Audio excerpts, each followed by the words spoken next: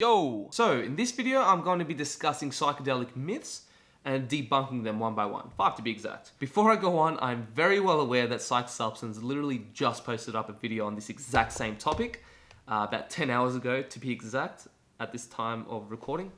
But you know what, I've just decided to post it up anyway. Like, I've been planning it for a couple of weeks, and we do cover different areas as well, so it's not just more on the same. Some things may overlay, but yeah, whatever, let's do it.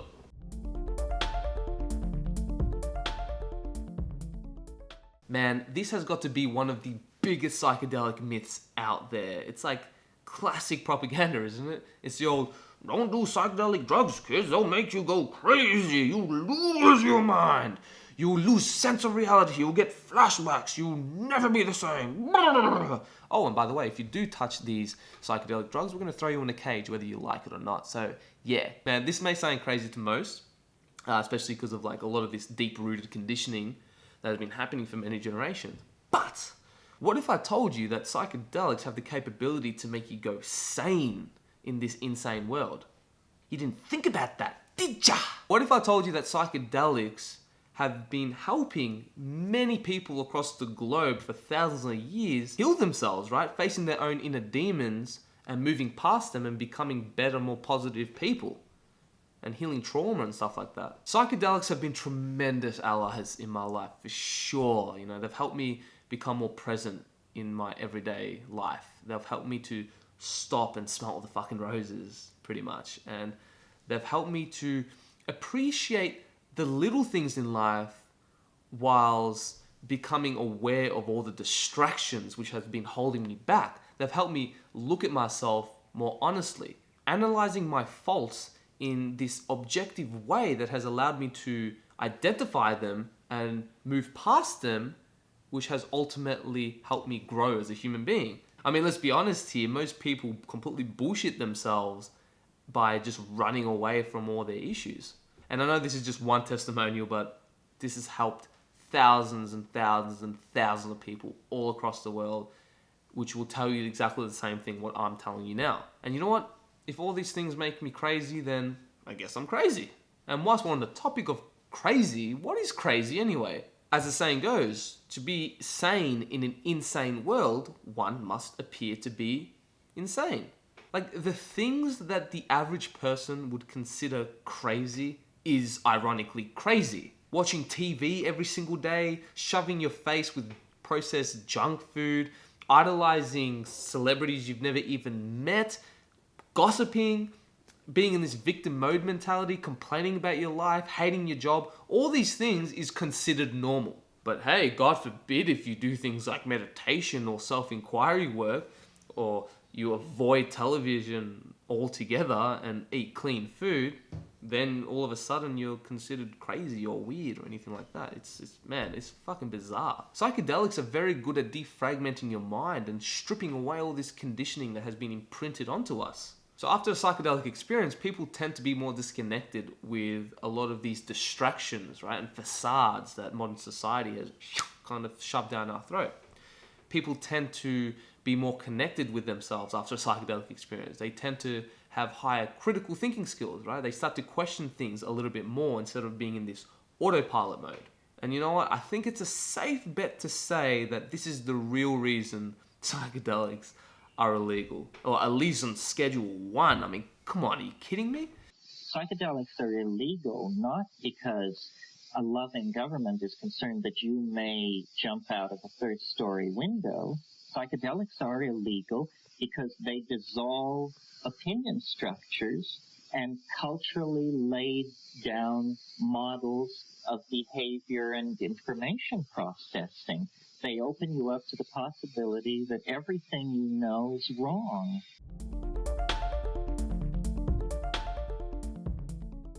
Man, I've heard crazy myths. This is even from like high-end academics and stuff. So it's pretty sad, but it does happen. And you hear things from like, you know, LSD burns holes in your brain, that psilocybin is like this super poisonous, toxic substance to our body, and just things like this. And hey, if you look at the law, psychedelics are Schedule 1 or Class A, depending on what country you're in. which basically means for a substance to be in that schedule, it has to have zero medicinal or therapeutic use, and has to have a high chance of abuse. Alright, let's get this straight here. So physically speaking, psychedelic substances such as LSD, psilocybin, DMT, and mescaline are the safest drugs known to pharmacology. Ask any scientist and they will tell you the same thing. For example, you would have to eat the equivalent to over 1,000 grams of psilocybin mushrooms to be in any form of physical danger. You know, this is fucking insane because, like, you couldn't even overdose from psilocybin even if you tried, because your body wouldn't be able to handle it. You'd throw it up before you're in any kind of physical danger. Psychologically speaking, this can vary. But this minuscule, insignificant amounts of people who do get harm from these substances compared to the vast majority of people who get overwhelmingly positive results are the ones who get the spotlight on the media. And part of this is because people who do have these horrible trips, almost 100% of the time, usually have like this really bad mindset going into it, or they do it in these horrendous conditions, or they're like, you know, predisposed to some psychosis, or they mix it with other drugs, you know, things like this. And in worst case scenarios, some people can go into a full psychotic breakdown where, you know, cops get involved and this whole, you know, charade starts happening. Or even more horrific, someone could even commit suicide, which is extremely rare, but it does happen. And I'm not going to sugarcoat this and say that psychedelics have zero dangers to them whatsoever. That would be very irresponsible of me. But to say that these very few horrible instances which did occur isn't completely overblown by the media is just silly. And you know, it's funny how people are so quick to blame the drug, right? Which are essentially these inanimate objects, instead of blaming the people who misuse these substances. The media is very infamous of completely exaggerating topics and overblowing them, basically, and taking things out of context, which the masses believe. I mean, come on, do you ever see Steve getting interviewed on Channel 10 News about his experience with 5 grams of psilocybin mushrooms, right? This mystical experience in which he encountered God and made peace with himself and attained enlightenment, and how he became a better person after that? No, of course you don't fucking hear that shit. Instead, you see Dave on Channel 9 completely losing his shit, having a psychotic breakdown, stripping naked in public, trying to fight the cops and stuff because he smoked salvia at a party or something like that. And these guys are usually the ones who have a few loose screws in their head as it is, and they're probably on like this cocktail of pharmaceuticals and drinking alcohol and shit like that. That's the story you hear on the news. The media is biased and makes you see what they want you to see. Period.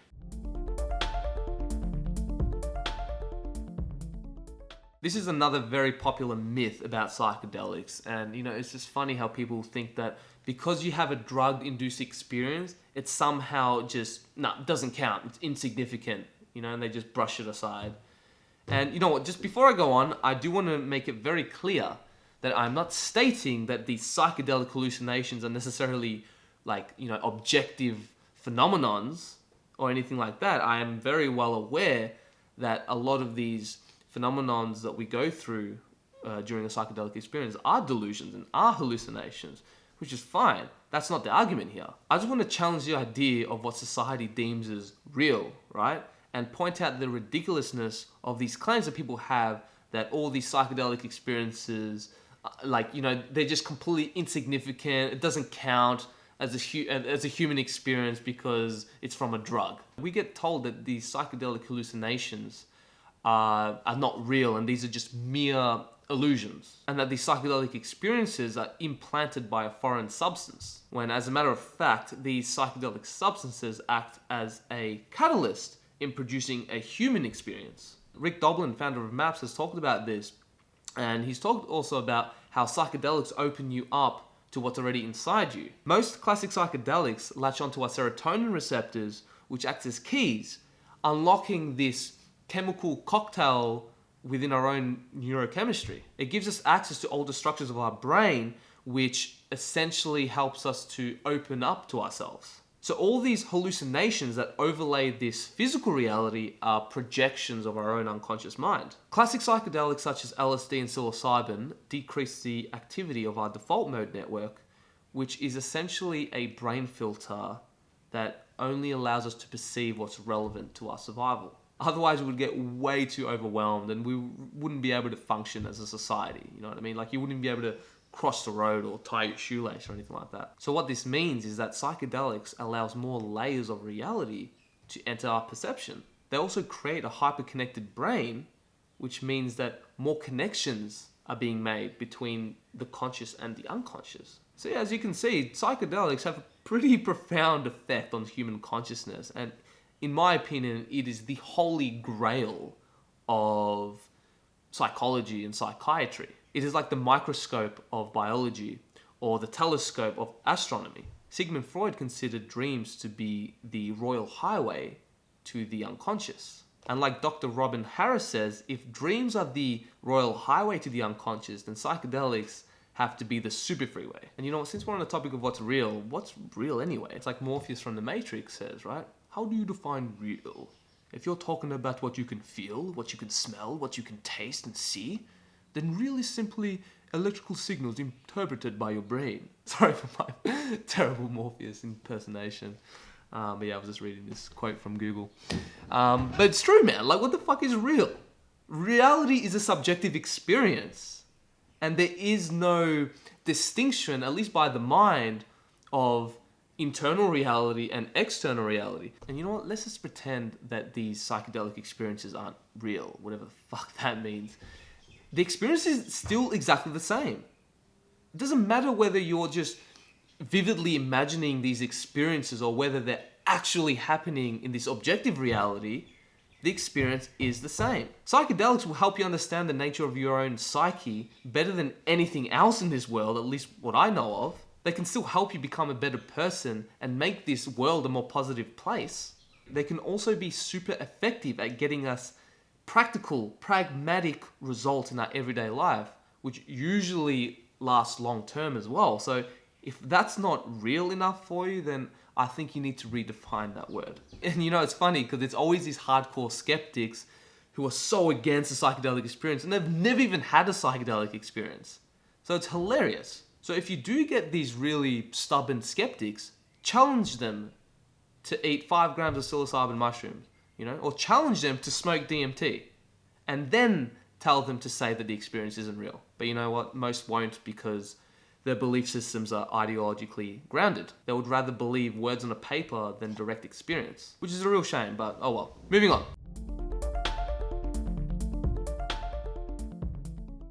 Psychedelics worsen mental illness.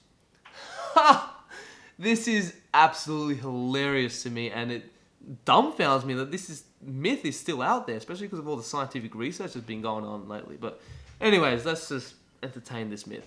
So as many of you know, psychedelics are unprecedented in treating treatment-resistant depression, end-of-life anxiety, and PTSD. Psychedelics have a huge success rate in treating people from all across the world with all these like severe mental illnesses with consistently long-lasting positive results. And there have been many peer-reviewed, well-constructed studies proving that psychedelics are extremely effective at treating people with mental illnesses ranging from depression, trauma, and even like hardcore drug addictions. And this is exactly why a lot of hardcore drug addicts travel to countries like Peru to try and deal with their decades of daily drug abuse using, you know, substances like heroin and meth. Just try to fathom how hard that habit must be to kick. And a lot of these cases, they're able to break through and completely stop their habit after one session. This is very common. This is not just like a 1 in a million chance. This happens all the time. And I'm not saying that psychedelics will fix all your mental problems, like it's this magic pill or anything like that. And you know what? In some cases, it has worsened people's mental illness, but this is extremely rare and seriously hardly ever happens, especially if you take these substances responsibly. The exact areas in which psychiatry is really weak at, like treatment-resistant depression, end-of-life anxiety, trauma, and addiction, psychedelics seem to be particularly very good at. So there you go. Enough said, right? Case closed. Psychedelics cause psychosis.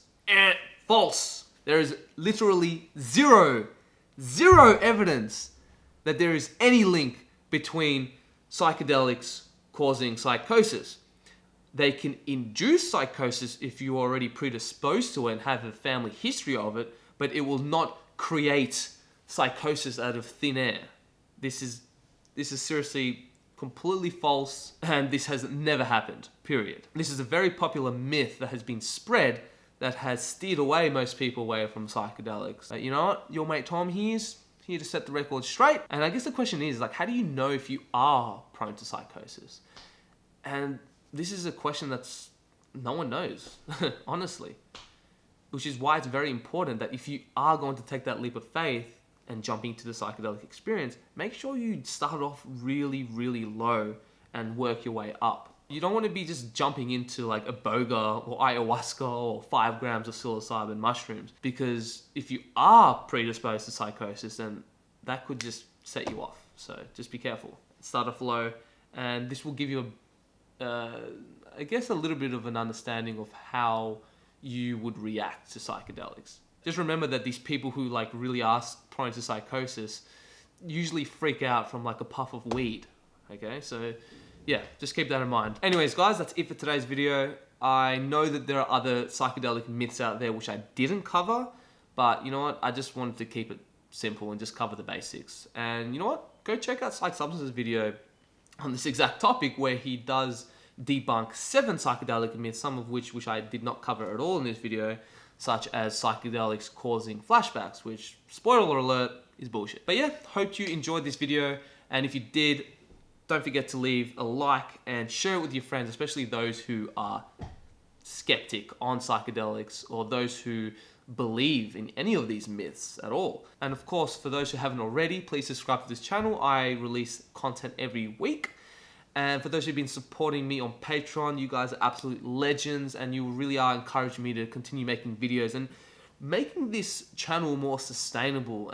Because as some of you may know, YouTube doesn't exactly like the type of content I release on this channel, which, yeah, ad revenue is pretty abysmal. So yeah, if any of you guys are interested in supporting me and getting behind me on Patreon, I'll leave a link in the description below.